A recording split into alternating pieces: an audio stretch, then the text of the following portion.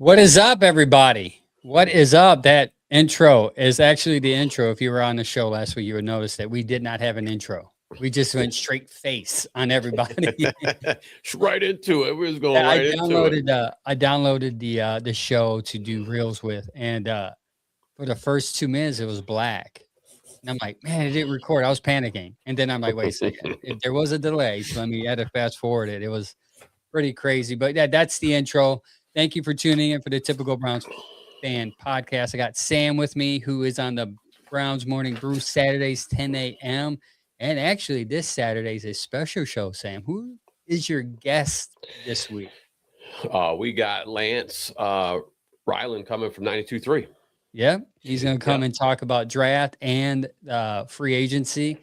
Actually, I'm excited about it. I'm definitely going to, hopefully I can tune in. My kids don't, interrupt me and disrupt I'm me. curious to see how things are going to work out. Angel, we have we talked with Logan, trying to make sure today that everybody's a go because it's a lot of guys. So, we're talking me, Mike, Logan, and Gary. So there's 4, and then you had 5. You're kind of looking like the Brady Bunch beginning. And just to make things simpler, we didn't want to cram too many. And then, everybody. So I was trying to see who was ready, who's going to be ready, so Logan might not be a go because he's not feeling good. And our guy, Mike, is not feeling good. He might not be a go. So I do not know right now, but I know I will be up and at him and ready to rock. Hopefully Mike can, he's been sick. And I think Logan's, I don't know if you guys are out kissing each other or what. I don't know. But. Hey, both are sick. That's a little something. Them's my dudes. I'm just playing with you guys. I bust on y'all. And then Gary, hopefully Gary will be on. But yeah, we'll see, man. See how that works out. I'm looking forward to it. Yeah, I was watching some of the previous stuff that he was doing on 92.3 and just listening to things, man. It's cool, man. It's like, it's like big time. That's big time, Yeah, it's good. Yeah. I mean, it's good. I got excited that he confirmed. We got some questions for him. Hopefully he can answer us. I'm excited. I like his analyst from the draft perspective and free agency. He's a big draft guy. So it's going to be cool to you guys to ask some questions about that. So tune in tomorrow. He's going to be on with the Browns Morning Brew guys at 10 a.m. And you can get some insight. Now it's draft season, right? We went from free agency. Now we're kind of turning the page a little bit. Everyone's seen what the Browns have done. We're going to talk about that free agency, what the Browns did with the offensive line, and some other pieces they added or continued to extend a little bit. So we're going to do our mock drafts at the end of the show. 3 rounds, no trades, just straight pick 'em. So tune in for that. You guys can tune in, give me your takes on that. We're going to talk about this Jason Lloyd, Shedeur Sanders comment that was made. We're also going to talk about Max Crosby's trade being canceled due to, poor physical, depending on what you believe or not believe. Brown's annual adjustment for insurance. We're going to talk about. They got some more good news as far as the cap space is concerned. And yeah, mock drafts. That's about it. But before we go into that, I got a couple of announcements. First one is our draft party. Don't forget about it. Mark your calendars, man. We're going to be there. I'm going to be excited to see Sam's face when Ty Simpson is picked for your Cleveland Browns. So you got to be there when the Browns pick a quarterback and you see Sam go just insane throwing tables at PJ McIntyre's. You want to go there. You want to see it. You don't want to see the recording on Facebook. You want to say, I was there when Sam did this, when they picked Ty Simpson. It's probably a good thing. It's probably a good thing if that happens that Sam don't drink no more. Sam's been a sober cat here for a half year now. I've been working on that, but I don't know. We don't need to mix another quarterback. That's how I feel, right? This year, I don't think that we need to be flirting around with another quarterback while we have other things we need to patch up. I mean, we got to see where Shedeur stands and how all that's going to play out with, the quarterback competition and Watson. I just don't want to put another guy in the quarterback blender and then just blending around all training camp. I don't want to do that. We did that last year, and then we'll see how things go. But next year's draft is supposed to be a quarterback draft class. So we'll see how that works out. With that being said, we'll see. Yeah. Please don't pick a quarterback, man. We don't need more stuff. Seven draft ends. More vet. Maybe draft one more, or not draft. Pick up one more vet. Sign one more vet, maybe. So. Yeah, we'll see what they do because they might need a camp arm, so they might even get an undrafted guy in here just to throw the ball a little bit. Yeah, it's PJ McIntyre's at Cleveland, Ohio, Lorraine Road. We're going to be there with the West Park Browns backers. It's going to be a fun event. It's free. You come in, you drink some food, you eat some food, drink some drinks. Meet us. We may even get you on a mic to get your analyst or your take on where the Browns should go, who the Browns should draft, and then maybe even interview you about the draft, who if you like to pick or not. So tune in, come in, tune into our socials for that to remind you. Second announcement is I'm very proud to announce this. Not only because there's ties to this sponsor, a new sponsor of the Typical Browns Fan podcast is Rest and Renew Counseling. That's right. Listen, I know we're men. I get it. We don't want to share our feelings. We're tough. We got strong skin. We don't cry. We don't do any of that stuff. But sometimes you just have a bad day. You just need to talk to somebody. You don't want to talk to your wife because you don't want your wife to see you cry. You don't want to call Sam because you don't want Sam to hear you cry. So what you need to do bro, are you crying? You need a hug? You'll be all right. You've been saying crying a lot, dog. I want to recommend to you if you're looking for a counselor or a therapist to talk to, call Rest and Renew Counseling. Obviously, I am very biased upon this therapist because she is my wife. She started her own business called Rest and Renew Counseling. It is telehealth only, so you don't have to leave the house, Sam. If you're having a bad day, you send her a message saying, "I need to talk to you." She'll get it scheduled. You guys hop on your phone or your tablet or your computer, and you just sit there and you can just vent to her this whole time of whatever's going on with you. And she can help you. She has good advice. She helps me. That's why I'm saying sometimes I don't cry because she helps me not cry. So she's very good at it. Rest and Renew Counseling Ohio.com is the website. Rest and Renew Counseling Ohio.com. If you're interested, go to the website. Or if you want to schedule an appointment, you can call at 216-815-1728. That's 216-815-1728. Jen Ortiz, Rest and Renew Counseling Ohio.com is her email. So you have ways to get a hold of her. She is independent. She's on her own. She does take some insurances. You have to set that up with her. That's too complicated for me to understand any of that. That's what she went to school for. I'm just a podcaster with the mic. That's all I do. That's all I do. And other things. And it's cool. It's cool, man, because it's your wife, and then your wife's, that's a big support. That's an awesome support on both ends, with you guys. So, that's awesome to hear for you, man. I'm excited about that. So hats off to you. We need more. I want to retire early. So if she makes more money, she makes more and more money. I can just sit here and just do podcasting all day, which is something that I want. Yeah. James Frank says men's mental health is real. All jokes aside. It is. Listen, as I do therapy, I try to do therapy once a month. That's no joke. Sometimes, especially as you get older, your emotions and body starts to change. And you just need to talk to somebody.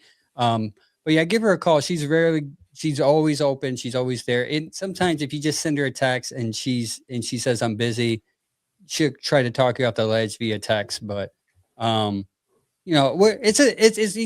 it's cool, Sam, because it's her own thing, right? It's our own thing. Like it's her own business. She's starting it. She's a little nervous and she's like, "Why don't you sponsor I'm like, you know what? I don't really have a sponsor on my show. So, and I was like, how much you going to give me? She gave me that.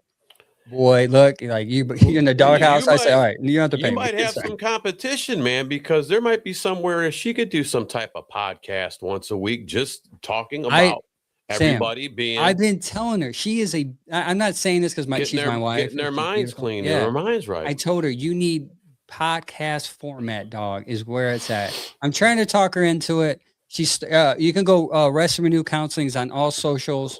Rest and Renew Counseling Ohio is on all socials. Go to there. She's been posting stuff. It's helping people. Just try it out. Check it out. She's really cool, and she just commented the email address in the comment section. So on Facebook, so send her an email, set something up, get some help. Even if your wife or kids, I mean, she does it all. On to what you guys really want to talk about, and it's in the comments already. It's in the comments. People are saying they didn't waste no time. They didn't waste no time about. They went straight for it. They said, "Quick Clip said, hey, going for that jugular right away." Quick Clip said, "Hey, fellas, Jason Lloyd is a liar. Never believe anything that comes out of his mouth." And then a couple of buffaloes. Max Campbell says, "Jason Lloyd is hot as the." So yeah, big piles of dog stuff. Yeah, we'll get into that. Let's get into that first. Jason Lloyd's comments about Shedeur is this: I talked to enough people and heard so much about him that's not very good. He doesn't really watch a ton of film. Had to kind of be shown how to watch film. Doesn't know when he's hot. Does not know what he's looking at in coverages. To me, when I heard that, I said that's a typical rookie, right? I mean, was I not? I'm not overanalyzing it because I feel like people take that comment and it feels like maybe I didn't quite hear it. Maybe I should hear their tone. But when I read it, I said to myself, "Well, that's a rookie. Most rookies don't know how to watch tape properly. Most rookies don't know what the hot read is. Most of them still learning coverages. So maybe you can help me, Sam. What did he say that was wrong? Or maybe even the chat. Let me know. What did he say that was wrong about Shedeur Sanders? Well, it's who's his source? Okay. I'm going to start this. All right. So he was talking about, and he ended up talking to Ken Carmen in 92.3. He was on there and he was still standing on that dirt that he already done talked about. And he was like, yeah, this is what this is that. And I'm like, all right, man, but like, who's like your source though? Like, it just can't be like, yeah, we kind of heard. Anybody can say, I could say, man, I kind of heard that Jerry Jeudy is going to be a 1,500-yard receptions this year. I already know they're going to throw the ball to more. Him and Monk and already been talking. Yeah. And he said something about like the public tripping on his narrative. But what if you're fabricating the narrative, bro? And if you're doing that, then you're throwing things left and right. And my big thing is, why is he the only guy talking about this? There's a lot of other reporters around. One comes to mind, Tony Grossi. He's never that's a fan favorite, Tony Grossi. He's never shied away from pointing out any flaws that Shedeur has had. Okay, and he's around the building a lot. That's a fact. Why wouldn't that guy come forward with that big news? Then it's only this guy. It's only one person, So I don't know. It's hard to. I just think it's off-season fabricating narrative talk. That's all. That's how I look at it. And if you got a second, come on, y'all. All right. Come on, y'all. Like Shedeur's been around NFL staffers growing up. He's been around Tom Brady. Okay. And his dad is Deion Sanders. So when you're around people like that, NFL staffers were helping him out when he was in Colorado. If you didn't know that, now you know. You're going to try to tell me between Tom Brady, the staffers, his dad being a football player and looking at coverages and telling him how defenses look, he's never watched any kind of tape. You got to be out of your mind. You just got to be out of your mind. I can't digest that. I find that very hard to believe. Now if he's not watching enough film to somebody's, what they want him to do, well, I don't know. I don't know that, but Angel, I have a hard time believing that this kid's never watched any film and knows how to break film down. I think he would, between his dad pushing them for success and, and the likes of Tom Brady and, some NFL staffers around the kid. So Shedeur ended up saying, he goes, learn to about this. I'll quote him. Shedeur said, learn to value the opinions of those who care about you, not the noise from everyone else. Basically, he's saying, just listen to the people that are trying to help you out in life and don't worry about the rest of the garbage that's going to be out there, because it's always going to be that. These kids are in the limelight, and they're kids, dude, and they get, man, it's just hard. And you've seen in some pressers, they try to nitpick these kids and make them say something wrong. It's crazy, bro. So they try to get a clip off of some questions. I didn't want to ramble, but I had to. No, you're good. This is why you're here with therapy, man. This is our therapy, dog. What's your take on all this little bit here? I don't think it's far-fetched. I really, when I heard those comments, I wasn't surprised. And I don't mean this as a dig to Shedeur, and I don't mean this to say Lloyd is right, because I don't know, like you say, who's his sources, right?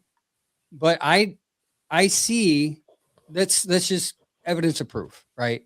Evidence of proof is the New York Giants, right? Not people saying Giants are lying, blah blah blah. But if you take breadcrumbs, eventually it's going to make you a piece of bread. Giants said that he failed on the whiteboard. Why? Whiteboard tells us that your knowledge of the game. Rex Ryan said something about it, that he's got to get in front of the line of the watching tape and be in front of the class. Most importantly, a lot of people are forgetting that Kevin developed Hungry Dogs. Hungry Dogs was an opportunity to get the rookies to get ahead or to understand the knowledge of the game. And Shedeur was a part of that.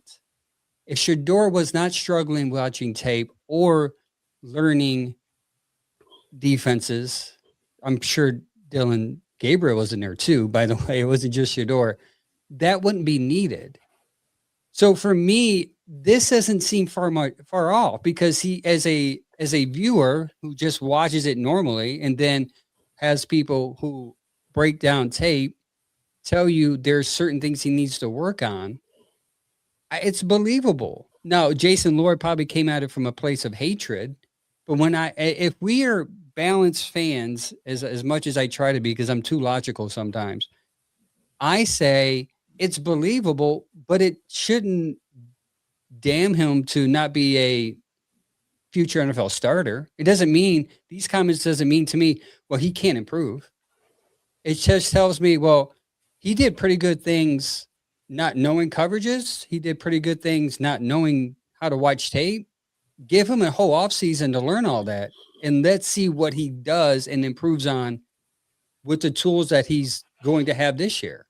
So if anything, I felt like it encouraged me more to sit there and be like, wow, if he struggled doing all that, and then he comes in the offseason with Todd Monken and his other peoples that he has, and he learns to watch tape, then he's just going to improve, right? I mean, that's what the way I view it.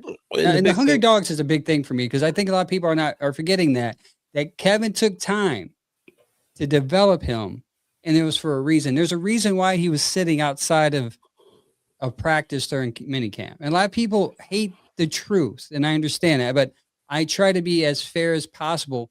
Maybe he did struggle coming into it. And the thing is too, like you always see, and even the players say, he's the first man there, last one to leave. So in his off season right now, he's still doing things. He's not just hanging out. You're not seeing him out in the Bahamas and he's sending pictures up. I mean, I'm sure he's going to take his little trips here and there, and it's okay. It's off season, but he's out there working right now with who? Jerry Jeudy, really hard. They're trying to get that chemistry going. You mean, and so that he's putting in work right now, and he's the first one there, last one to leave. I just think that I got to say, I just think it's because the kid's last name, he just gets a lot extra. Definitely, he gets a lot of extra attention. Yeah. Hatred thrown towards him, and and that's just crazy. I mean, let's let him develop. I mean, it was the same thing with Dylan. I mean, we fired away on Dylan because, man, this guy sucks. He can't throw a three. He can't throw a 5-yard pass. Exactly. It's like, man, it's like it's their first year. I don't want these rookies even coming out in their first year. I wanted to have them sit down, watch, and learn before you get thrown into that fire, because the big difference between, I know we talk about all the time, between college and the pros is speed and strength. And it's just 10 times more harder of a game to play when these guys are and they're growing into their bodies. You got to think about that too. These are men now. These are men. They're all young kids growing up. But now you're getting NFL, you got 28-year-old, 30-year-olds out there, and they're career guys, and they're out here killing it. So, yeah, and he had one more time, I'll say it again. He had he didn't get no first team reps last year. That's how much fire he got thrown into. No first team reps. And then they're like, okay, now you're in the game. Good luck. So all I'm saying is that also to a reason why I think there's truth to it, because I think AB knows. That's why AB said, like, we're not going to commit to Shedeur because he does have a lot of development to do also. So I think a lot of people, my issue is this, like, I understand that there's haters of Shedeur, and then there's like absolutely obsessed fans of Shedeur. There's very rarely people who come in the middle and have understanding that both can be right. Shedeur can be a good quarterback, but Shedeur also can need some development. And I think it's okay to say that. And I think it's okay if you go by the tape last year and say there's some things that he needs to work on. And I don't think if you say that, I don't think it's you hating. I think if anything, if it comes from a good place, obviously, if you're crying about it and hating on him all the time, then there's a deeper rooted issue which she should go to counseling for. But there you go. I think that, ding, ding, I think there's a balance in which fans need to view this as. Shedeur was not a finished product coming out of, no quarterback is, but coming out of college. Yes, he was in the Big 12, which they don't play defense. That's why he threw for 4,000 yards. All that is good. He has tools that can make him great. He's accurate as heck. But there's reasons why there are breadcrumbs dropping, and a lot of people, we're ignoring it. And my fear is that we are blaming everything on the organization when they purposely took their time bringing this kid onto the field. They put Dylan in front of him. They put Flacco in front of him. I think if the team really wanted him to play right away, they would have, if they thought he was ready, they would have played him right away. I think that a lot of fans think there's some big old conspiracy about it because Kevin didn't like him. I think Kevin comes from a good place. Now, could Kevin probably wanted Dylan more? Sure. Kevin's human. He probably wanted Dylan. He felt Dylan probably fit his system more. There's a lot of probably politics behind the scenes at that. But I think it's unfair to here we go. So Leah says media wants credit Stefanski with that, but it's Sanders' own desire to be great. No one is saying Kevin. See, this is what I mean. You see how they twist your words. I'm not saying it's Kevin's will. It's Shedeur's greatness is based upon is just because of Kevin.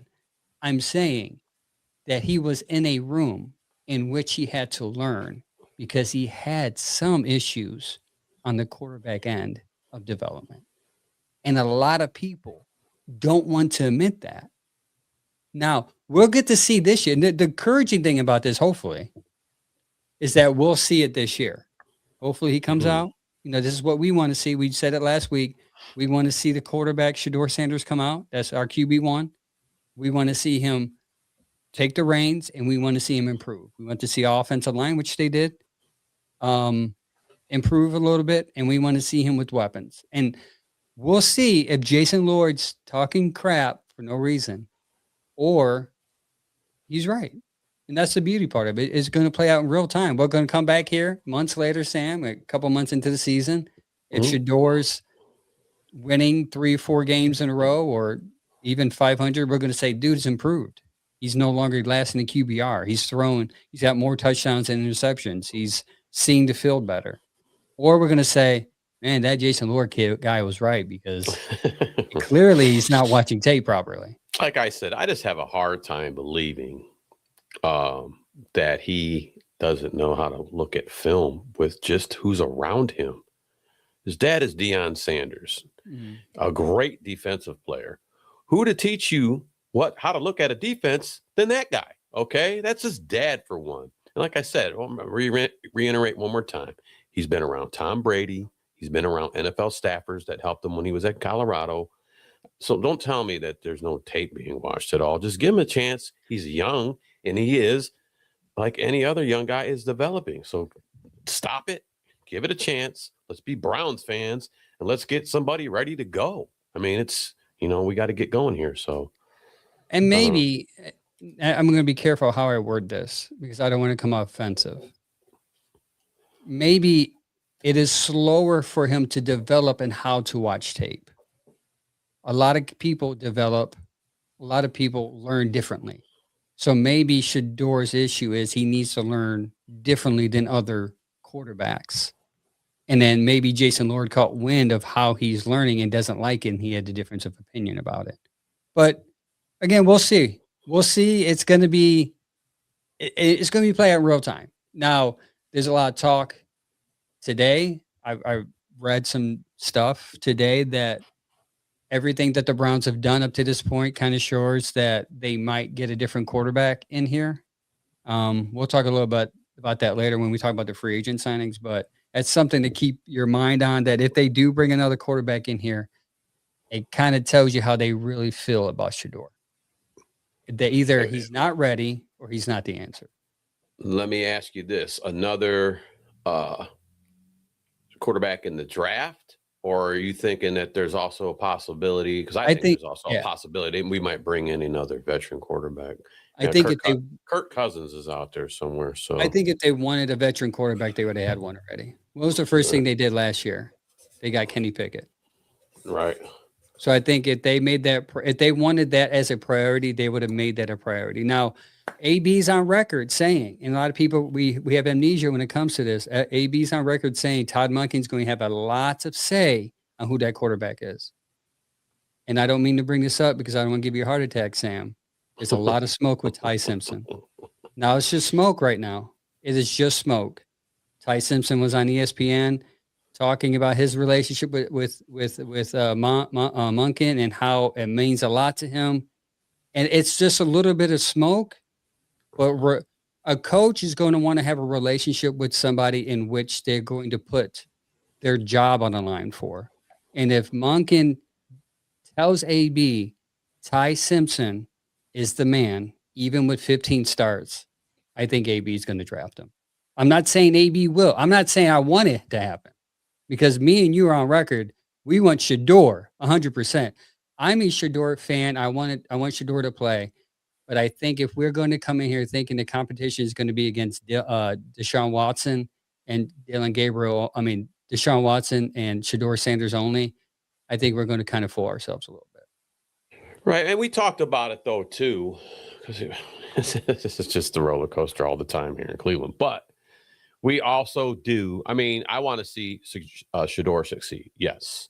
But I really think Monken is going to we talked about it. They're going to put the best man forward, so I hate to say it because I'm not a big fan because he ain't done nothing for us for $230 million dang dollars. But if there's training camps coming up and Watson's looking like the veteran, you might have to put him out there and Shedeur might have to wait again. Yeah, that would be a hard sell to the fans, man. Oh, well, yeah, that would be a hard one. I tell you what, I get it, though. And I'm not a big fan of this. It's just something that could happen. This is just something that could happen. They might want to see what they got left in the tank. Now, he's on his last year. No more re-signing. But if Watson goes out there and wins like 5-6 games in a row, 7 games or something crazy like that in a row or something, a lot of you people are going to forget about it because you're just winning games. So yeah, I don't know. It's just a possibility. You got to throw that out there too, because he is on the team. Dylan's on the team. Yeah, you always got and it's the Browns, man. They always do stuff that. Well, here's the thing about Ty. I want to talk real quick about Ty, man. Ty has played 15 games. Yeah. There's 12 games in a college season, right? Yep. So he hasn't had that much. I mean, we're going to go ahead and spend the farm on a dude that played like a season and a few games. That's kind of crazy to think about. It is. That's the part that scares me the most. But there's a lot of smoke with that relationship between the two. I thought it was just hearsay, but there's a lot of smoke, man. And it's to the point where once I start to see a fire, I'm going to panic even more because I'm with you. Now there's a lot of good about Ty Simpson that maybe we can talk about later, but the 15 game sample size is scary to me. Yeah. I mean, it really is. If you think about it, I mean, that's not, to me, that's just not enough gameage. This is not enough. You need, I want a guy that's, played a couple years in college, maybe even 3 years of college. We're talking more games than that. We're talking, 24, 30 games. This dude's got 15. 15 games, man. Yeah. Ralph Poole says he meaning Sanders always said he learns by playing. And that's part of the reason why I remember him saying that. That's part of the reason why I want him to play. I think it will benefit the organization, even if they draft somebody, to sit there and say, we're going to play Shedeur first because we need to see what he has. If you know that he's not going to play well, you need to prove to the fans he's not going to play well. And this is the problem when you draft a quarterback who has a name like his. You have to be ready for the criticism and the fandom which comes with Shedeur Sanders. And that's you sometimes you just got to play to the fandom of the fan base, and that's what I suggest totally. Quick Clip says Barry will make the final decision on the quarterback. Always remember that. Yes, but his decision will be highly influenced by the coach in which he picked. You know what I do like? I like the fact that we're not going to have a deep Podesta in his ear. Yeah. You know what I'm saying? So that's one thing that's subtracted out of it, because I think that he had a lot to say in moving forward with positioning and players and stuff. So, this is going to be more Barry. I mean, because now, like I just said, deep Podesta is not in his air with it. Like, let Barry do his thing. So. Yeah, Paul said, as a Sanders fan, I'm ready for any competition because 12 will rise to the top. And that's what you want to see. You want to see him beat out. I think he'll beat out Watson, but you want to see him beat out the best, Mm-hmm. We just need. Yeah, it's an old saying, man. You want to be the best, you got to beat the best. That's just how it goes. So, KP says Jason Lloyd seems like he's getting his information from Dylan Gabriel's wife. It could be. Who knows? He could be. I mean, he's haters gonna hate, right? Yeah, haters are gonna hate. Yeah, I don't. I understand. You remember there was a little riff, going Gabriel said something, a little rift about, I'm here for football. I'm not here for like glam, basically. Yeah. And I thought that was kind of a jab towards Shedeur. So who knows? You might have hit the nail on the head. Yeah. That's funny. Leon says Sanders is doing all he can do to prepare. That's all you can ask. That's what he's doing right now. Now, as an old man, now it's unfair because I am a content creator. I am a podcaster. I do a lot of content. I would like to see him less on content on my Instagram reels, because I feel fans would use that as ammunition to prove that he's not ready. He's always on Instagram. He's always being recorded by his brother. He's always da. Either way, I think he'll be ready. On to the next topic. Mason Crosby trade is canceled due to a poor physical.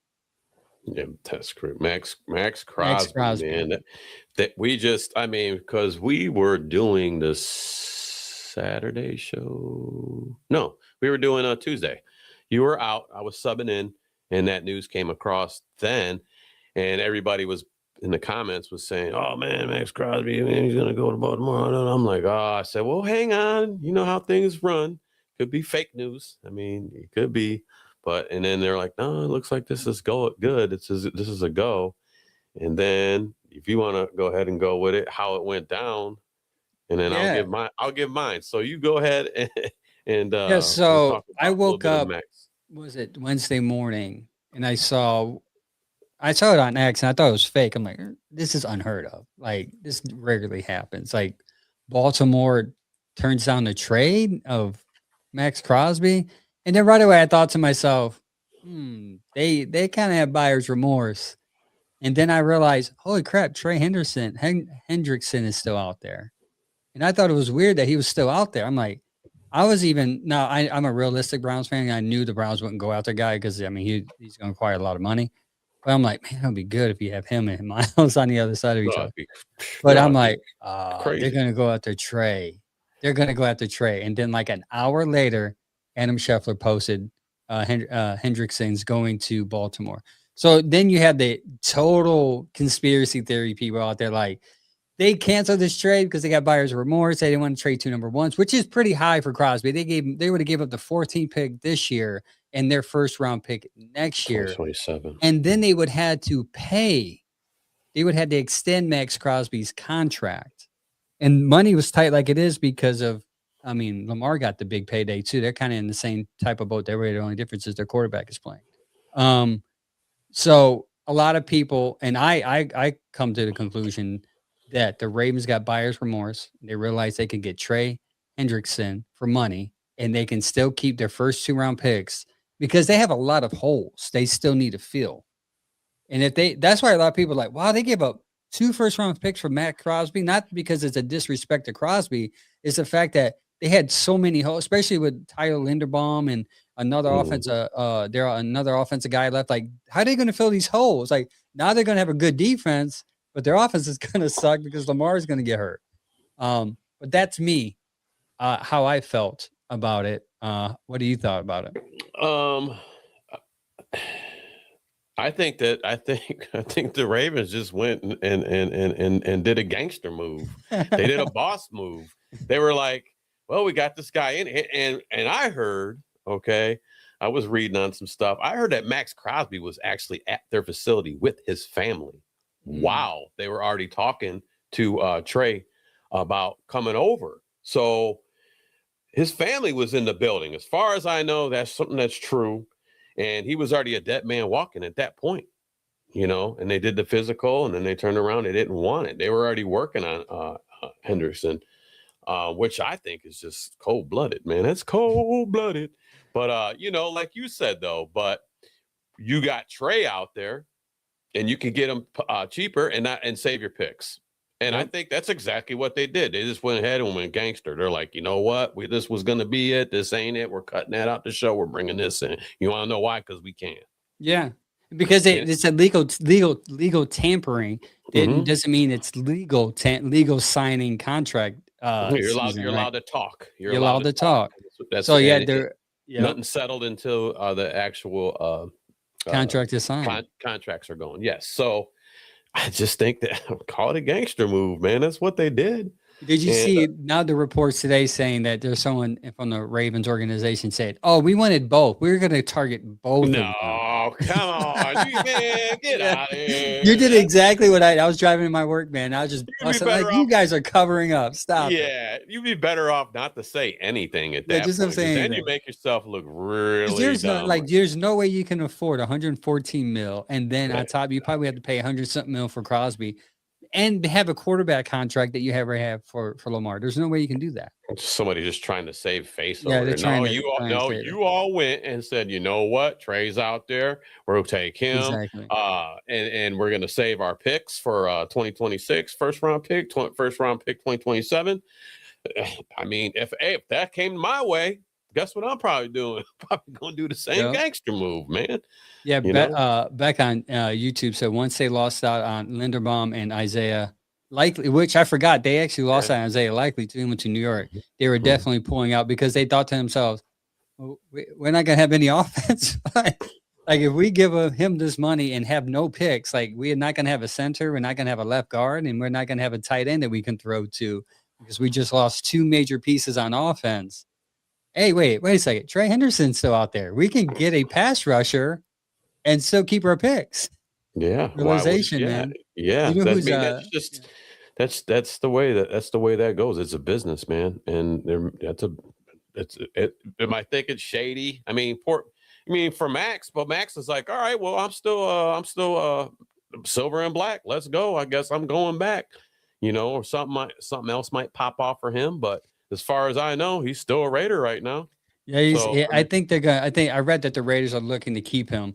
Which, let's talk about that. How lucky did Crosby get? He went from one of the worst situations in Oakland, in Las Vegas, where the team was horrible, to a team that totally rebuilt itself. Now they probably won't be playoff contenders this year because they have a rookie quarterback, but they got the center, they got their quarterback. They're getting pieces in this draft that they can get to help on their offensive side, and they keep probably one of the good. I don't. I'm not high on Max Crosby as most people are. I thought that's why I was like, man, they're giving up 2 picks for Crosby. He's only averaging like 9 sacks a year.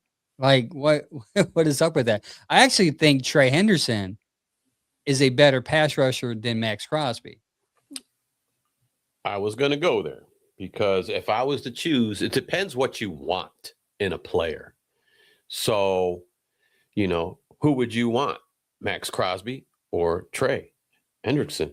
Well, you got to ask yourself, do you want a guy that's a pass rusher going to get you sacks? That'd be Trey. You want an more all around versatile player that's good on passing downs as well as rush defense and stopping the run? Then you're looking more at Max. Trey's got more sacks, so he's more getting in there after the quarterback. So if that's the guy you want, that's the guy you go for. If you need a guy that's going to put more pressure on the quarterback, and not saying that Max can't get there, he can. He just doesn't have as many as Trey does. Okay, but his run defense is great. His tackles for losses are great. And he's good on passing downs. He can go out and he can. Sometimes he's got to go out in coverage, just like T.J. Watt's got to do sometimes. But I think he's a more all-around player. So, do you want a pass rusher, or do you want an all-around guy that can do a little bit of everything on that position? So yeah, and Trey, I forgot Trey is a little older, so that makes more sense. KP said the problem now is his health and age. You're right. On Trey. Crosby gets hurt too, though. Crosby seems to get hurt randomly. Like he got hurt this past year. Now maybe he could have played through it, but because they suck so bad, he's like, I'm done with this organization. Well, and I don't think it required a surgery. I could be wrong. He did get carted off, but it wasn't from what I read, and I think it was the last game of the season when it happens. I think they said it wasn't as serious as they thought. So I don't think that had anything to do with them backing out on the deal. I don't think so. They made the gangster move. I'll say it again. They saved themselves picks, and they got another guy that's going to get after the quarterback cheaper. Yeah. So, I mean, it's that simple, not taking nothing away from either one of these guys are hella athletes, man. So it just depends what you want. You want a guy that's going after their quarterback. You want a guy that's like on no, I'm going to say it now. Ain't nobody up to Miles caliber. Nobody. But if you want a guy that's going to get after the quarterback, you go Trey. You want a guy that's an all-around player that can drop back in some coverage, that can stop the run. You're looking at Max. That's just that simple. What do you need out of that edge rusher? That's a good point. Baltimore has done that. Yeah. And that's why I was going to bring this up next. The Boys 1987 says the Baltimore has done this 3 times in the past already. One is that the last one I was in 2005, Michael Crabtree. They ended up getting Michael Crabtree, but they agreed to a contract with another receiver. Name escapes me. And then when Michael Crabtree got cut by Oakland, they brought this guy in and failed his physical, so they don't have to pay him the high money as for receiving money. And they decided to go after Michael Crabtree for cheaper. But Michael Crabtree ended up sucking after 1 year and ended up cutting him year 2 anyways. But yeah, they've done this before. The other 2 times I forgot, but I didn't look those up. But they're known from doing this. And it's weird because now players are going to be like, the whole legal tampering is going to be weird next year.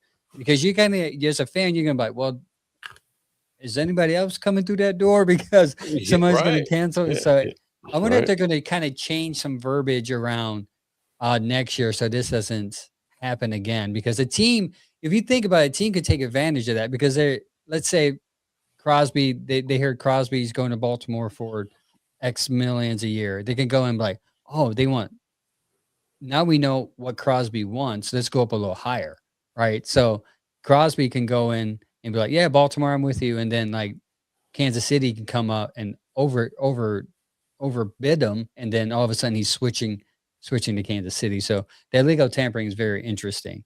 Let's see if they kind of adjust on that. Other Browns news today that Browns receive an annual adjustment of $17.6 million for insurance on JOK and Watson's injury. That is a lot higher than a lot of people pegged him to go. I think who I like a lot, Jack Duffin on X, he's a good capologist. He had them at 5 to 6 million.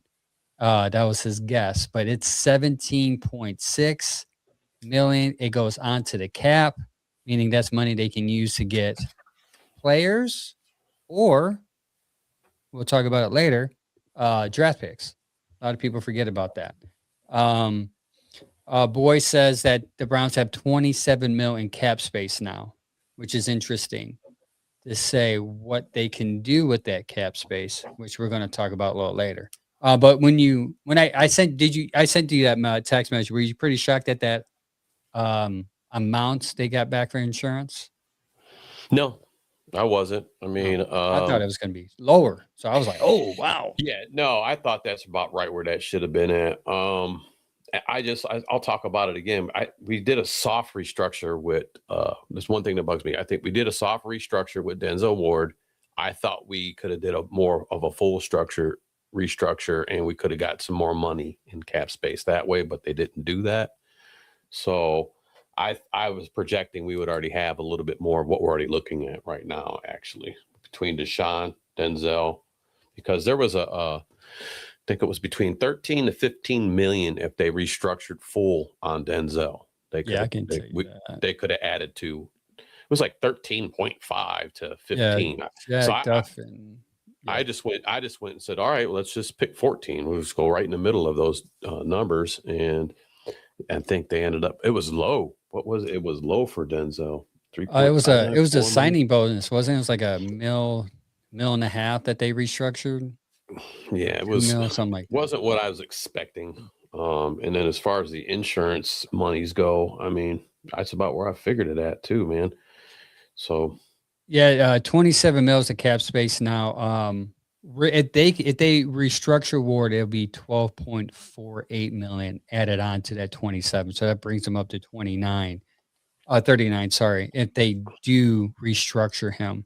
Now they do need picks, money picks for your picks, which is about 12 million of that needs to be, maybe they can restructure Ward's money for that, because that 12 million could go right to cap. Now Jack Duffin does suggest that the Browns can trade down from 6 to 12, and that would save them $3 more million in cap space. So when you see the Browns draft down, it's probably to get the player that they want, but it's also in the mindset of we need to save money, because 3 million more is a lot of money for somebody that doesn't have a lot of money. Here's the thing too. I mean, Joe Bitonio is in a question mark stage still, and yeah. We talked about it. Chad had thought on Tuesday, we thought that we would hear something by, Tuesday, Wednesday at the latest. Nothing came up. I've seen that the Browns aren't rushing that. From what I've seen, from what I read, the Browns are giving him a little bit more time to decide what he wants to do. So I don't see why, if Bitonio decides he wants to stay here and do one more season, they could do some type of restructure with him. So there could be some kind of monies there too, I believe. They would probably sign him to a league minimum, because what the Browns do with their cap, I learned this the last couple of weeks, is when they sign a player, they sign them to a league minimum and then push most of the money out to the next year. And then they restructure that, give them the money as a bonus, and then push the money back for the next year after. They take their base salary and they push it into a bonus is what they do. So it's something that they could do with Joel if Joe decides to come back, because I can't think of any other guys that could really restructure to get any type of cap money out of them but Joel. So yeah, if Joel comes back, we might see something like that go down. Yeah. What's this on this thread here? Someone said Ward's getting traded, because someone said Ward's not getting traded. It seems like Ward will be on the trading block, especially with the way they restructure that contract. No, he's not going to get traded. I agree with Boys. He said, there's no way he's going to get traded. Stop it. Boys said, Antonio's wash. I think having him here will benefit the line because you have a veteran leader. You have someone who's familiar, and you have just another body. You have another body, and we're going to talk about it now of the picks in which they drafted. I mean, not drafted, but they picked up here in free agency. One thing I've noticed specifically with the even with the tight end that they got, very well, not the tight end. The tight end is more of a blocking tight end. Jake Stoll, tight end, signed a 1-year deal. Known primarily for blocking after he played with New Orleans and the Philadelphia Eagles. He's on just a block. Blocking tight end is what we talked about many times, that Harold Fanning should not be focused on blocking. That dude's got hands. Let him catch the ball. So yeah, they signed him to a 1-year deal, but then they got off. First, they start off with Titus Howard, signed a deal, and they Texans gave Texans a 5th-round pick for him and a 3-year, $63 million contract extension. Total offensive snaps, and you're going to see a trend here, Sam. Pass block 655, run block 361, 0 sacks allowed, which is good. 2 penalties. Now, snaps on the right guard, he had 132, right tackle 55 snaps, left guard 344. Titus Howard. And that's why he got 20 mil a year. Versatility. Right? Mm-hmm. Mm-hmm. Next one, Zion Johnson, guard. 6'3, 316 pounds, signed a 3-year deal, 49.5 million. 32 mil guaranteed. Total offensive snaps 1,071. Pass block snaps 663. Run block snaps 408. Primary position is left guard. Is mainly of his position came from there. That's why a lot of people think Joe Bitonio will not come back, because Zion Johnson was signed to be a left guard because he had 1,070 snaps there. He's allowed 3 sacks, 4 penalties. And yes, Howard is Warhop's guy. Boys, thanks for reminding me of that. So Howard is Warhop. And I didn't put it in notes, but I want to talk about Warhop after all this. Elgin Jenkins, guard / center. Yeah, he's probably will play center for us from what I've been reading. $24 million deal, 20 mil is guaranteed. Can you imagine just signing a contract and right away just say, here's a check for 20 mil? Yep. Just hand it over. Just give it to me. You imagine that, dude. It's a 1-year deal and you're just getting 20 mil just to hike up. No, it's tougher just to hike a ball. You got to read snaps and stuff. So there's a lot more into it. They say money's the root of all evil. Give me $20 million and I could do a lot of good with that. True to that. True to that. I can help a lot of people. I can help a lot of people out. I'm glad Wrights is on the same page here with me. She says, I'm excited about our new O-line. I'm kind of agree with that. Jenkins here has over 1,000 snaps at left guard and moved to center last year. So he has 537 snaps and got hurt. Versatile. So you got a guy that can move across the line, and Howard and Jenkins that can play center or guard. And we know Tevin Jenkins, he was here. Money, I think it was like $1 million. He got very little of it. He only had 324 snaps last year, mainly at guard, 276, 8 at right tackle, 4 at left guard, 5 at left tackle, and he had 30 at tight end. Did you know that? No, I did not know that. Jenkins, they brought it in for the. You can check in. Yeah. Sometimes them big guys got some hands though, man. You got to watch out. Them guys sneak out out there, and they can pull them in. What I like Tevin coming back too is he played all 17 games last season. And that's another point of emphasis. Yeah, and talk about. He's more of well balanced. I mean, overall good passing and run. I think he's got a good mix in there. But what I seen with the snaps counts that he had no penalties and no sacks allowed. That's what you want, right? That's what I want. So, I mean, I was His glad issue that, is health too. His issue, yeah, he needs to stay healthy. yeah. So, I mean, like, and a lot of guys, like you said, Aiton Jenkins, I like him because, he's played left tackle, left guard, center, right tackle. We're getting guys in here that can move around.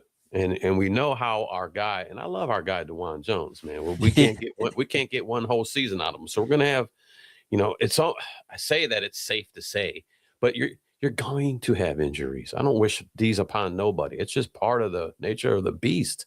These guys are out there balling, man, and you're gonna have guys get hurt. You're gonna need guys that can fill in. And instead of a guy going, well, boss, I'm right tackle, but you think you could try left? I guess I'll give it a shot. But now you're going to have guys that go, They can actually do it. What you need, right tackle? You sure? You want me?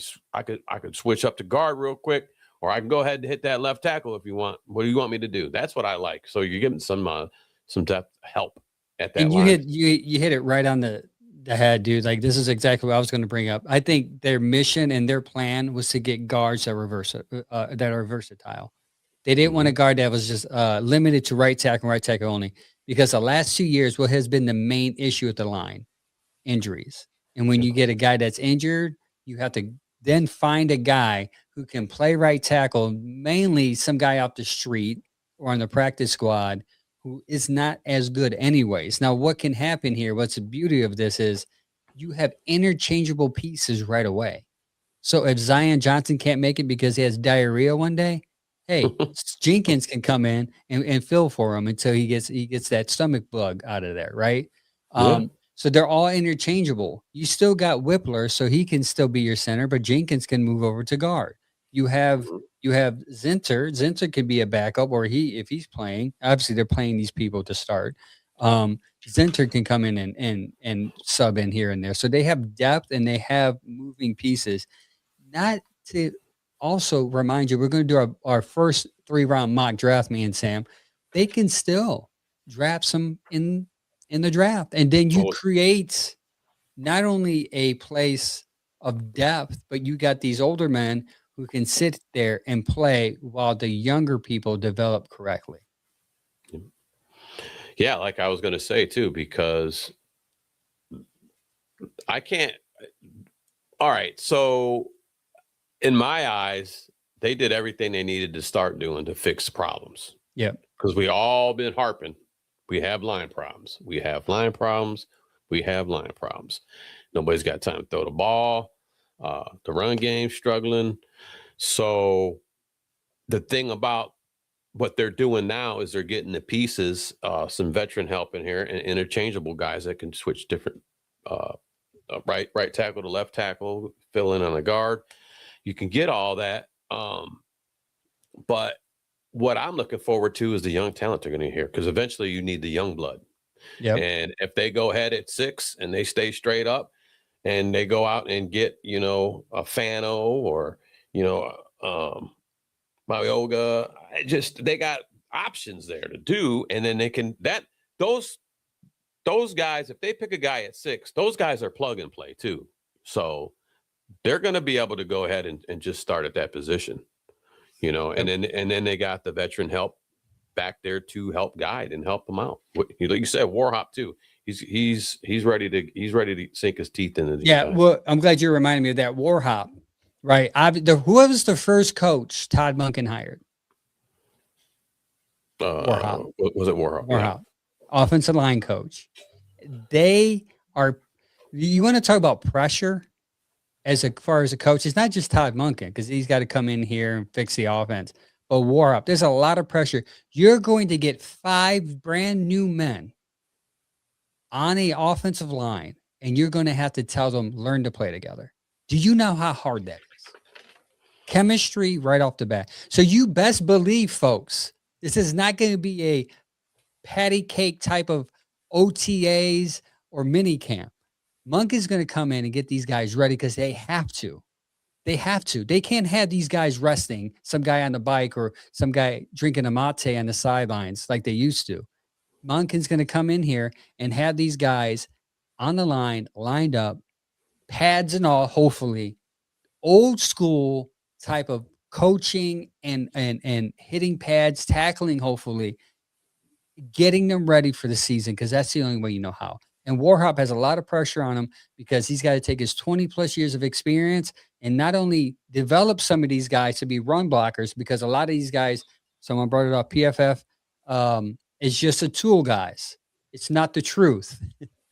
I love PFF. I use PFF, but PFF is a tool, not the truth. You have to understand that these people are also pass blocking with other people. They have weaknesses. So just because they have a poor run blocking score doesn't necessarily mean they're poor run blockers. Also, you have Warhop, who has 20 plus years of experience. Maybe he has a little nick, something that he can teach these guys for them to catch on as far as run blocking is concerned. Because that's all of them have bad PFF run blocking grades for some reason.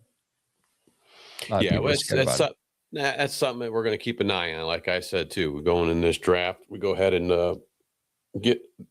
still go after a line guy, even if, all right, well, at 6, they went with a wide receiver. We needed young O-line help. I'm not going to be mad if Tate's there and they go at 6, but you could still get a good lineman at 24. You can get a good lineman in the second round still, too. There's still good guys out there.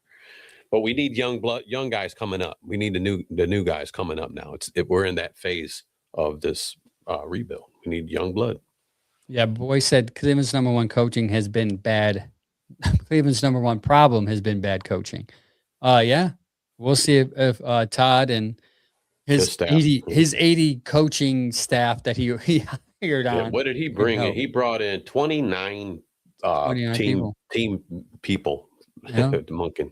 Hey, Boy, keep that list close to you. We're going to read that again. We're going to go over our first three round mock draft here in a second.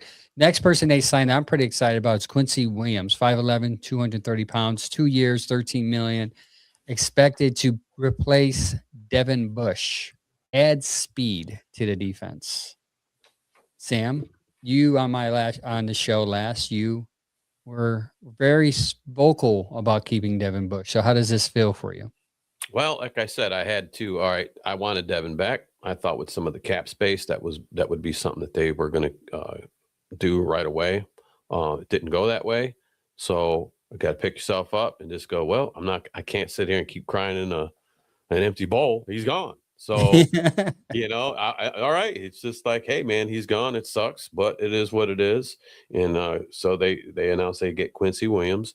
I will say I don't think Quincy Williams is a Devin Bush. Okay. But he's not a bad player. I mean, he's still got wheels. He's still very fast. I want to see what he's got because he's ready to play. And I seen him in his presser. And he said he's just ready to get after it. It's mostly what they always say, ready to get to work, ready to get after it. But on a funny note, he still had his the Jets green in his dreads. I'm like, all right, I can't wait. Let me start seeing the orange. We start seeing the orange. All right, man. All right. But, he's been in the league quite a while, since 2019. But we talked about it last week. He hit 2025 season. He took a big dip in his tackling. All right. That's one concern that I did have. Who did? Quincy. Oh, he was injured for 4 games. Yeah. Well, that played a part too. Yeah. But he stays like a combined tackling. He's in the 70s. 2023, he had 95. 2024, he had 74. So yeah, you subtract those 4 games. And injuries always bother me too, but hopefully he can bounce back from what he was going through last year, which is a big question mark. We don't know yet. So, but I think sideline to sideline, he's got the speed. He's got speed.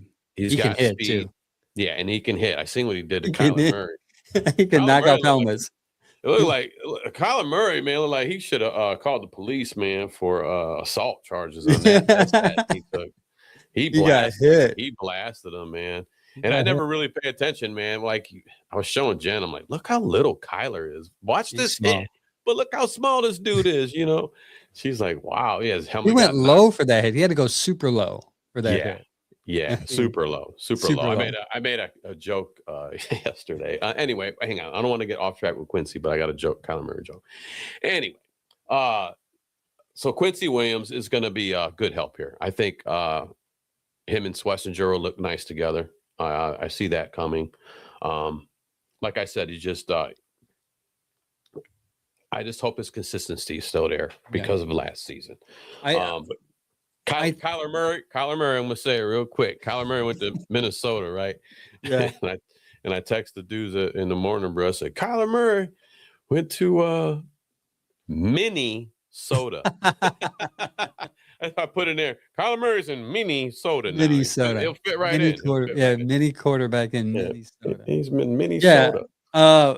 He actually might work. I mean, their coach there was pretty good, so they might work out for him. But the only difference is they're going to have to adjust their offense because he's more of a runner, out of pocket passer. Let's see how that coach adjusts as well.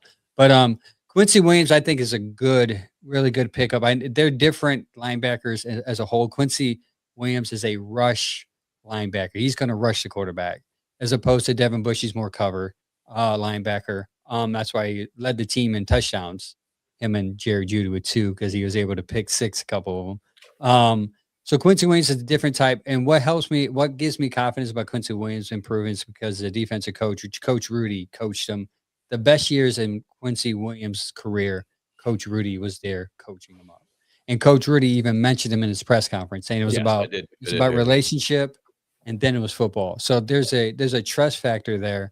Yeah, he said something about it started with the heart with us. We're more at the heart. Yes. So I think Quincy Williams, though he's older, is going to be an upgrade with the pass rush. And I think that kind of tells you how this defense is going to go. They're going to be rushing the passer. So this is going to go into draft talk here soon. When you think about drafting, because they haven't picked up a nickel guy yet, you're going to have to get somebody in the nickel too. So don't be surprised if you see the Browns get somebody in the 2nd, 3rd round. I would say even 2nd. I wouldn't be surprised if they draft the best corner because you have to also remember Ward is on his basically last year of his contract. So they might have to replace him. But we'll see how that turns out. But Quincy Williams, good pickup. We'll see. That's the draft. You want to see something interesting? Now, I'm going to stop it there because there's a couple more extra signs you did. But there was something posted on X.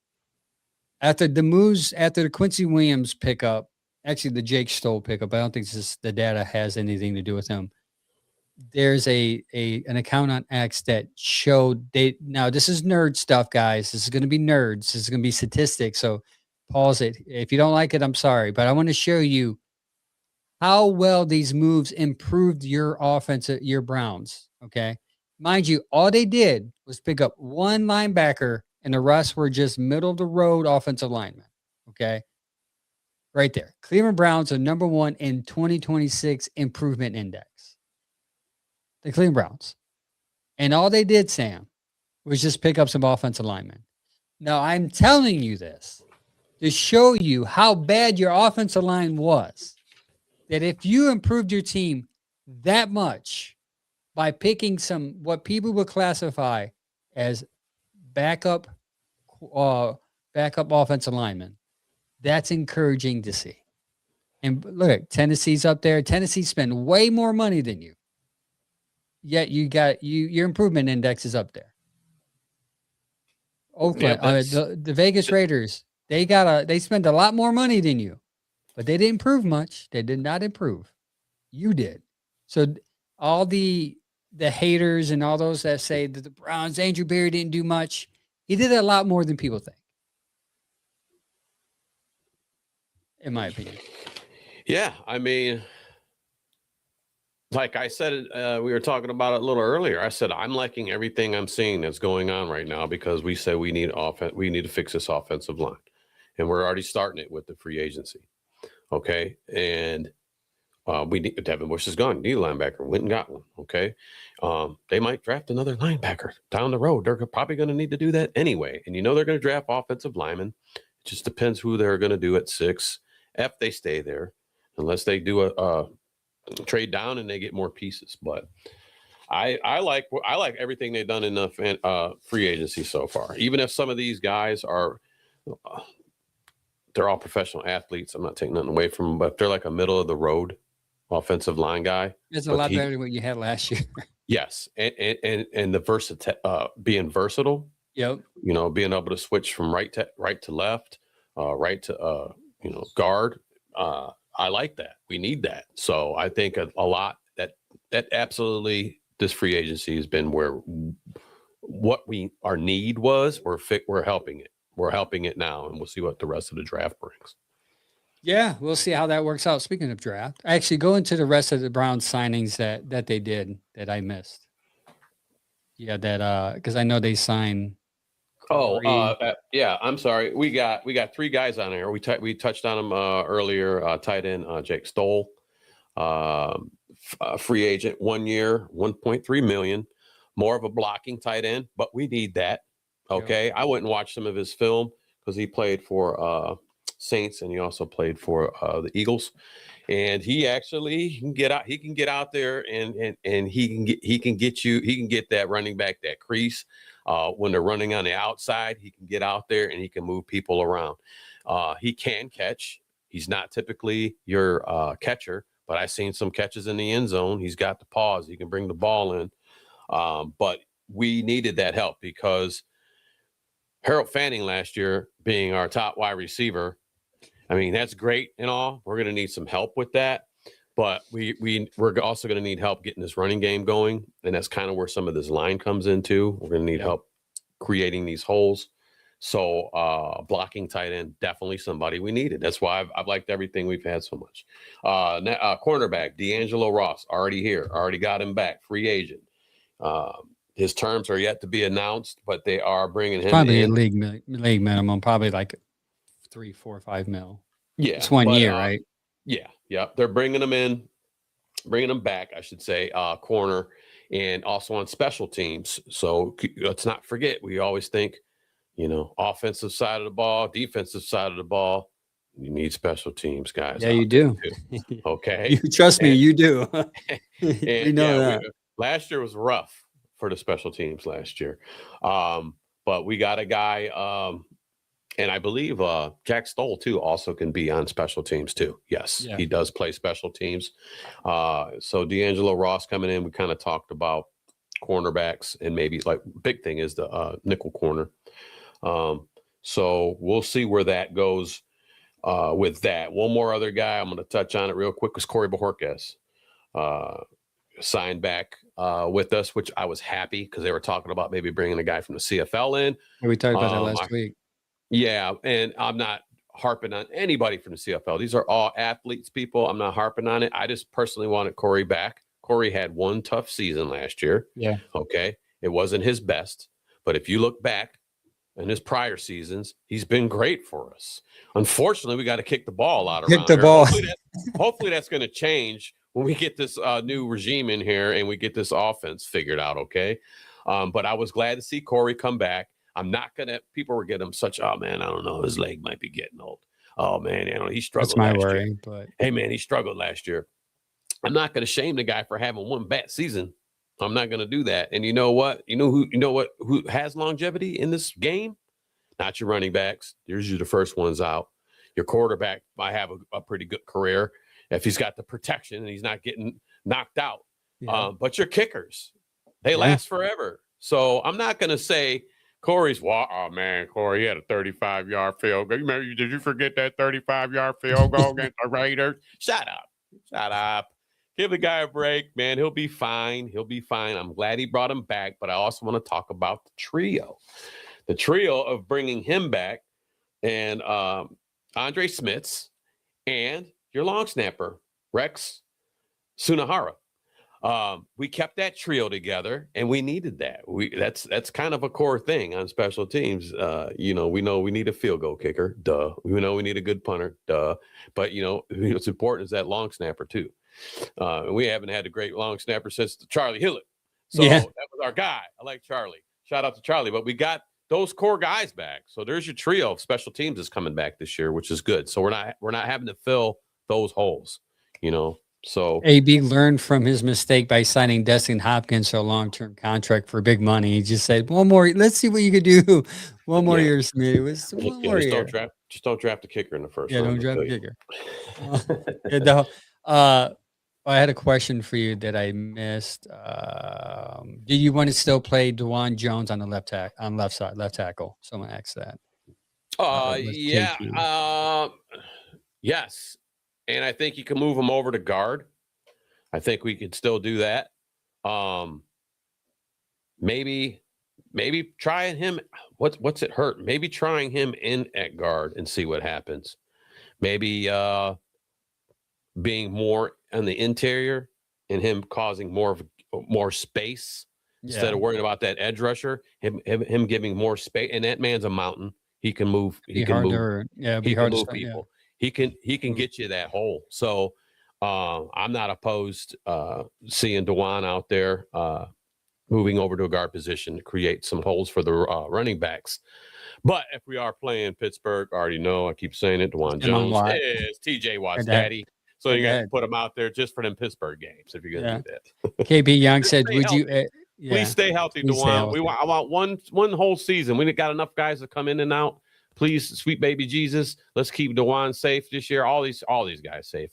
But I want to see Dwan hasn't had one full season since he's been here. So much potential there too. I love the guy, man. So much potential.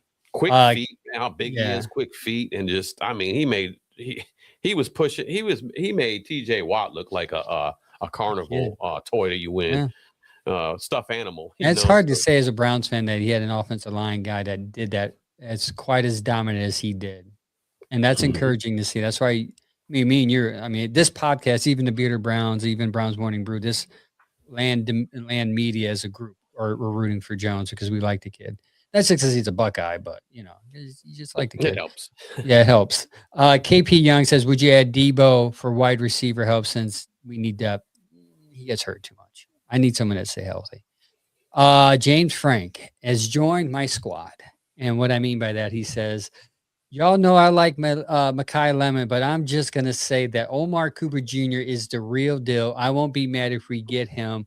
He was just in for his top 30 visit.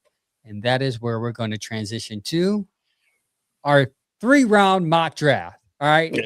I'm going to try to have Sam on again. We're going to go over this maybe in a couple of weeks. Maybe it's going to change. Maybe, our feelings about certain things are going to be different. But me and Sam are going to run them. And maybe it'll be longer next time as we get more information about players. Maybe you can draw it out to the 7th round. I'm going to say this. I rushed into one. I talk about this, man, like college playoffs weren't done yet, or the championship wasn't even done. The NFL season wasn't done. We already got guys doing mock drafts. I'm like, slow to pump the brakes. We don't even know who's going to be here. Somebody might. I was like, Sam, you want to do a mock draft? He's like, yeah, I was ready. I forgot, man. So I'm going to keep it real 100 with you, Angel. Angel hit me up and we were going over the show's topics today. And he's like, get that mock draft in there. I'm like, oh. So I hurried up and did it within a half hour, and I'll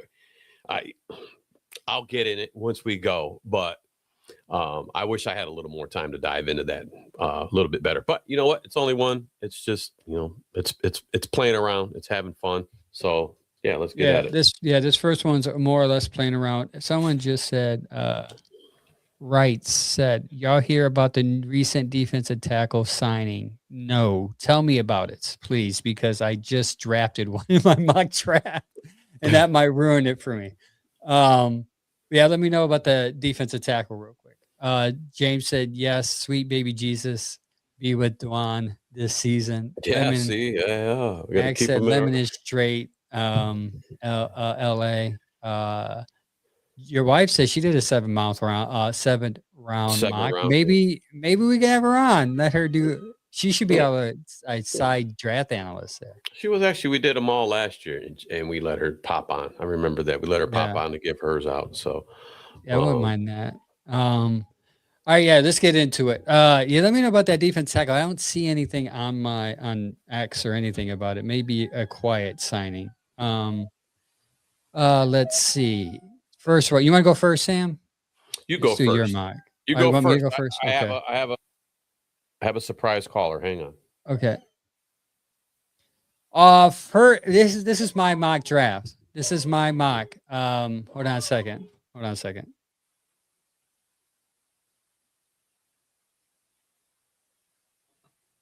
My first round mock, my first pick, my first mock three round mock draft, first pick. I'm gonna go with Freeling, tackle Georgia. I think a left tackle is important. That's the only thing you don't have right now. So you need a left tackle, and you need to get it right now. Monroe Freeling, tackle Georgia, left tackle. Let's go. Max Campbell said DL addition from San Francisco. Let me know his name because he might have been here in Cleveland before. If you can tell me. Pick number 24. My first receiver that I'm going to pick is the guy that I love, Boston. I love Lemon, but I think Omar Cooper Jr. is what you need on this team. Omar Cooper Jr.'s got hands, he's got speed, he knows how to run routes. He's a not small, not too big, but people are comparing him to Jarvis Landry. And if you can give me Jarvis Landry here reincarnated, I'll take that all day. And then my second pick, my first pick in the second round, Christine Miller. He is a defensive lineman. A lot of people forget that our defensive tackle was hurt last year. May not be ready this year. Also, the Buckeye kid, what's his name that we all liked? He got in trouble last year.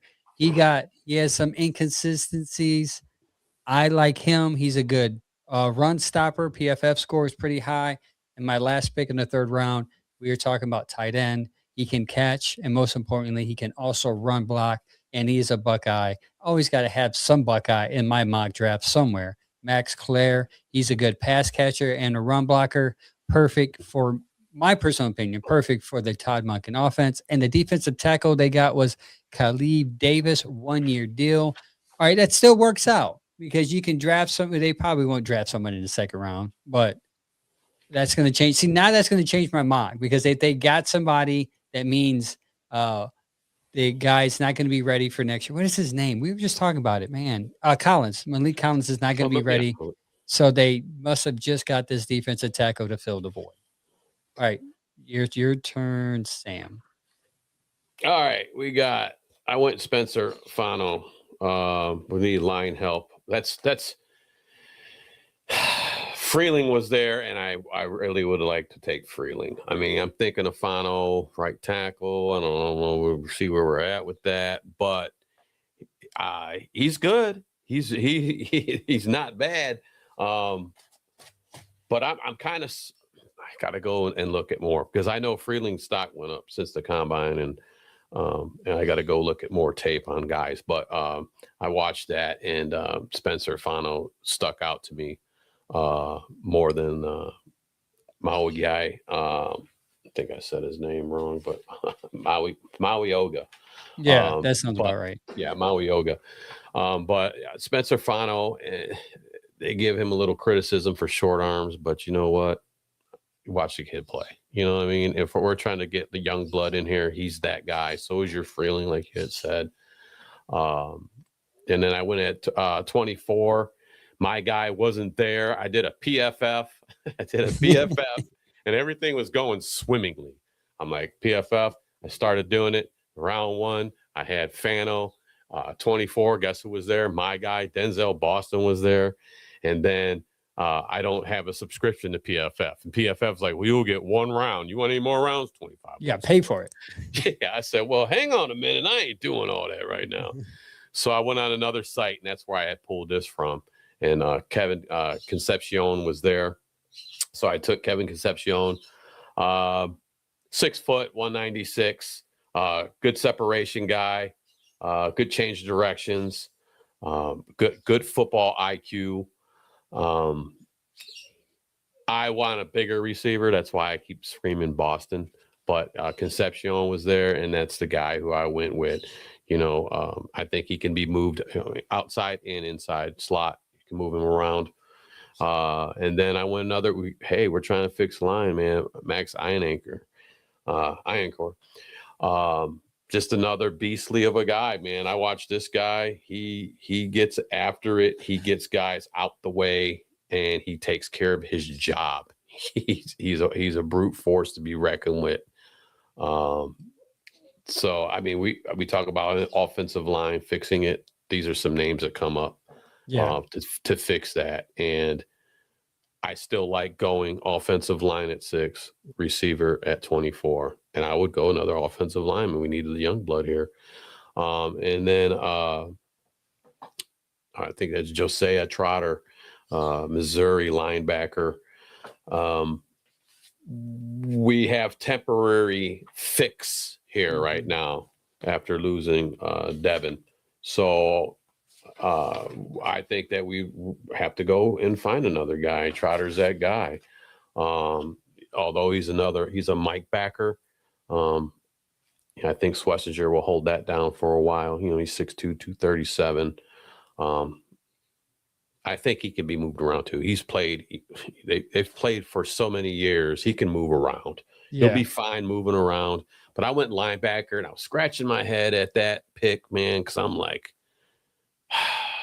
man, this nickel corner stuff's throwing me for a loop. And I'm with you on that. Man, and then I was looking at safeties. I'm like, man, there's a lot of good guys on the board still, man. But I'm like, let's shore up that linebacker problem we have, because I mean, JOK is still up in the air. Devin Bush is out of here. We bring in Quincy Williams. I feel like that is a help, and it's a patch. But we're going to need some help there at that linebacker position. So I'm going to do more. I'm going to do a little bit more research. Like I said, this was quickly thrown together. But yeah, my first one in the PFL was working out great, man. I'm like, I got my lineman I want. I got Denzel Boston. We're ready to win the Super Bowl, man. Let's go. Well, Max Campbell thinks you got 39 right. And he said, after last year's draft, I trust the scouting department with linebackers. And also, too, you did pretty good at drafting a linebacker there in the 3rd round, because he could develop behind Quincy. And who we have. We have the best linebackers coach in the league in Tarver. So, yeah, that's a good future pick there. Normally, 3rd rounds is a guy that you can plug in and then develop anyway. So that's a good quick pick without even doing research on, in my opinion. That was a solid pick. Well, those are our picks this month. Next month we'll do 4 rounds, slowly increase it. We'll have to do some homework now, man. We're gonna kind of see how close we can get it. Yes. Let's see if a quarterback drops in 7-6 round. Maybe we can draft one of those guys, like a LR or whatever his last name is. Eller. Drew Eller. Yeah, it's to say, man, I was sitting there when I was doing this draft. I'm like, it's not real. But I'm like, man, Tate's right there. I should have taken Tate. We'll get the offensive lineman at 24, because we need a guy, But then there's, I don't think Tate's going to be there at 6. That's my problem with all that. This is how this mock draft went, but I don't think in this draft coming up that. I posted some on receiver out. I think he's the first wide receiver out, and I think he's out before we get there. I posted something on Facebook today that there's 4 Buckeyes that can go in the top 5 if it falls right. Definitely 4 in the top 10 for sure. And that's crazy for that university to have. You can have Sonny, you can have his brother Lorenzo. Tate, you're gonna have Tate, Averill, Averill, Sonny, and then Downs. You can go in the top 10. That's and that. He can if they desire defense first. Tate will fall to you, because there's no way, because Mendoza's going 1, so that gives you 5 picks there to kind of Reese, that's his name. It'll definitely be the first time Buckeyes went for the top 10. Reese. Yeah, Averill Reese. Averill Reese is great, and you're probably right, man. These guys are going to go quick, but I'm hoping that he's still there too, because we talked about probably needing safety help also. Yeah, Downs is. I did the left tackle because that's the need. But I'm big on best player. I really am. And by the end of this, I probably will have the best player pick. But that's what I did last year. I thought Mason Graham was one of the best players at that time, and it's proven out that he outplayed some of the people in the top 5. So yeah, I'm swinging to fixing everything and not this year going best player available. I just feel like we have fixing to do. We want to win games. We got to give guys opportunity. We have to give the quarterback opportunity to throw the ball and be protected. We have to have a running game that goes. It all starts with this line. It starts with this line. It starts with this line. We got to get that going, or you're going to see what you saw last year. You're rushing passes. They're not getting it out fast enough because the line's collapsing. These guys are running chickens with their head cut off. But safety, Lorenzo Styles Jr.'s out there too. Yeah, he can Sonny be Styles' brother, and he's nasty. He's quick. He's quick, nasty. man. I mean, they come from a lineage. Their dad, senior, he played. He was linebacker at Ohio State. They all, you know, they were all their whole lineage is all football, man. KP wants to know if you could trade back with Dallas, would you do that and get both of their first? I think their first is a 12 and 20. I could be wrong. We'll have to see. I'm going to do a little bit more. Dude, you have 12, 20, and then you have 24. Oof. I mean, that would be tempting. That would be something that we'd have to look at. But we are out of notes. That means we're going to run out of here. So thanks, everybody, for tuning in tonight. Thanks for the comments, the love, and the respect in the comments. No one made fun of anybody. No one was disrespectful. We all were respectful. Even when the Shedeur topic came up, people were very loving and kind and respectful. So appreciate that, guys. Someone was cussing each other out. Thanks for tuning in. We will be live. I will be live next week sometime. What day? Tune in. I'm a random guy. I have family. I try to fit it in when I can fit it in. But Sam's going to be live tomorrow, Saturday at 10 a.m. You got Lance Riesling on, talking about the draft and this upcoming free agency that just passed. And then we will be live 7:30 with the I was going to call it Browns Morning Brew, Bearded Browns podcast. 7:30 all platforms this Tuesday. Tune in. We don't know what we're going to talk about yet, but it's going to be a fun show. Me, Mike, and Chad. Thanks for subbing in for me, by the way, this Tuesday. A lot going on. My daughter had a intramural game for basketball. She played good defense, man. She was like she was a defensive sniper out there for the first time playing. She was just like, it's funny watching kids that age play basketball because they get underneath the hoop and they shoot like 12 times. And then it bounces out. And then, I was going to ask you, that's her first time playing a sport like that? Okay, yeah, cool. She goes to a private school, so they're doing basketball for the next 2 weeks and then volleyball. They kind of get them ready because they do have a basketball and football team to kind of prep them, give them experience in it. But she likes basketball. So I remember my sons going to the Y. They were at the Y and they were doing it. And you'd have it was all like half court. So it was half court and it was the width of the court, not the length. And they would have 1, 2, 3, like 4 teams playing. And they're these little kids, man. I just remember because there's no dribbling. They're running around. They're like, I got it. It's like my kid was great, but I'm like, at some point, I'm like, shoot the ball, man. Just running around. He's like playing tag. I'm like, shoot the ball. But that's funny. You'll see them up there trying to lob it. But I remember those days those are good days, man. So you're enjoying all that. So that's nice. Yep. Arlo's birthday, man. He turns 1 next Saturday. Crazy. Yeah, that's gonna be intense. So I'll probably do a recorded show and then just post it on the weekend. We'll see if I have time. But thanks everyone for tuning in. Appreciate the love. Max says, great show, gentlemen. Very insightful and thought-provoking. That is what we're here for. That's why we have beards. When we think, we rub our beards like this. Yeah. Thanks, everybody. Appreciate y'all, man. Peace out, James Frank. Everybody in the comments, Max Bell, KP Young, all you guys out there, man. We will be on tomorrow at 10, Morning Brew, like Angel had said. And special guest. Let's go. Tune in. Go Browns. Go Browns. See you.